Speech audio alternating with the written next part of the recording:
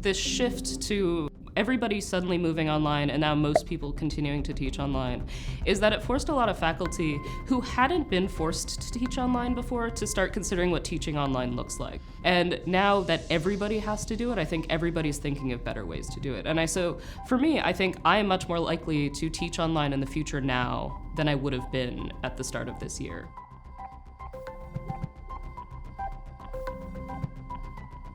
I still love being in the classroom. I still want to have those in-person classes I used to have, but I also see the value of making my classes accessible to more students, which is possible by moving online. So by accessibility, I mean, one, in terms of disabilities, it is easier to have online discussions that are accessible across a variety of formats. So my online lectures have captions to them. You can speed them up or slow them down based on what your comprehension level is or your personal preferences. I found that students who felt less comfortable speaking up in class had lots of things to say when we had text-based chat. And while I've always encouraged people to participate that way, this made it more possible for me to encourage it in a much more robust way. And I feel like that was beneficial. Even if I moved that class back to an in-person class, I would keep that. Because we're doing it from our homes, we're also facing the fact that technology can fail. And how do you teach from a teacher perspective when your technology fails to students whose technology also fails? I feel like it makes us engage with the inequality embedded in online teaching in a way that we hadn't before. And now we can think more critically about what it means to make education accessible by default rather than by accommodation.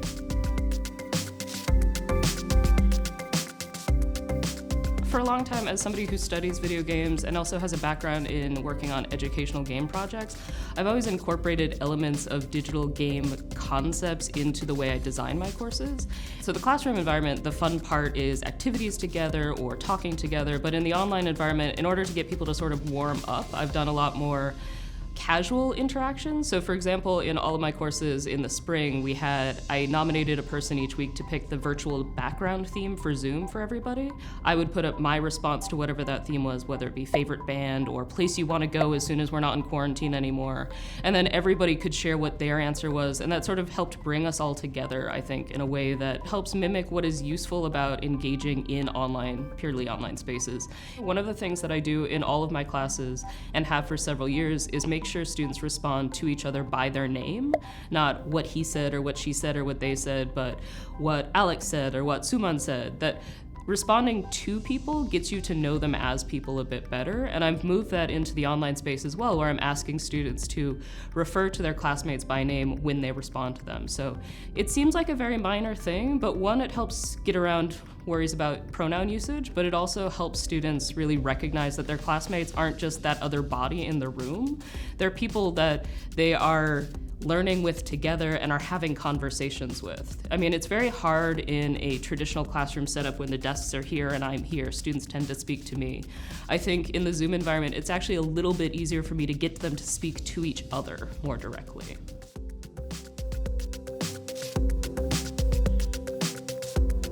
If you want to get the most out of your classes, you have to be there when you're there.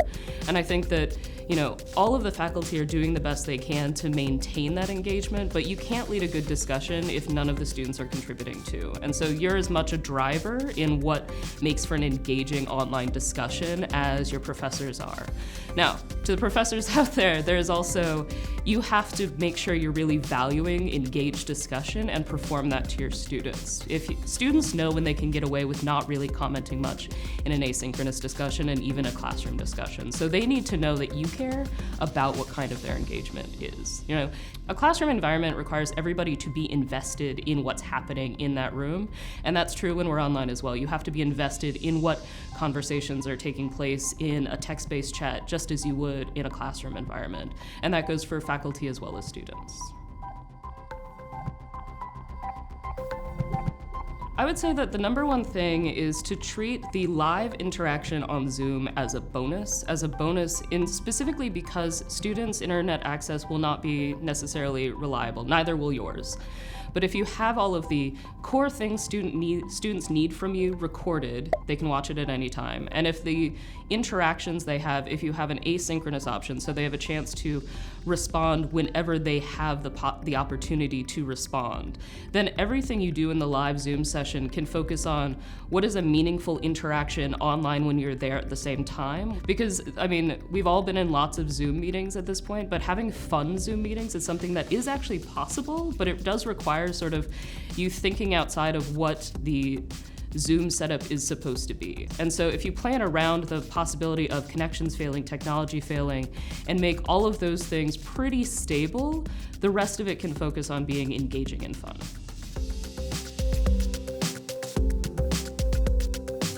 The number one piece of advice I have for students is that this is an opportunity for you to be much more self-directed in your learning than you necessarily had been before, in part because the different teaching formats require you to really be attentive to how this class is being taught versus how that class is being taught. And that might seem a little bit daunting, but it's not that different than if you're working on a bunch of different client projects and they want you to do different things in different contexts. You have to be much more aware of what you're doing in each of those classroom environments. And learning how to learn is one of the most important things you can get out of a college education, and sort of forcing yourself to do that now is actually going to be beneficial long term, because that's always going to be something that is true regardless of what your profession you go into, is you're gonna have to deal with complex situations.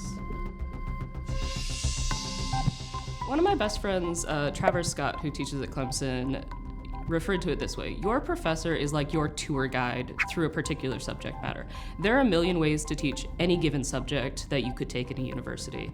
What you're signing up for when you sign up for a university are the specific tour guides that university has hired to teach those subjects. Those teachers are still here. Those are the same teachers who are teaching those online classes. That's why they've spent all summer trying to figure out how to do it the best they can, whether it's a hybrid format or a fully online format, or even for some in-person formats, how do you do that well given physical distancing rules? And I think that that's not something that changes just because of the context of the education changes.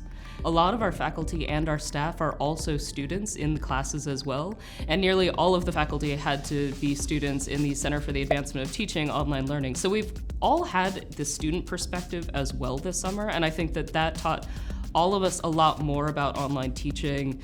Your faculty are much more aware of what it's like to be in your shoes now than we were in spring when everybody was scrambling. And I think that that's an important thing to keep in mind, is that we've really come together as faculty and staff, and hopefully students when students get back, to make this the best version of an online hybrid Temple experience that we can.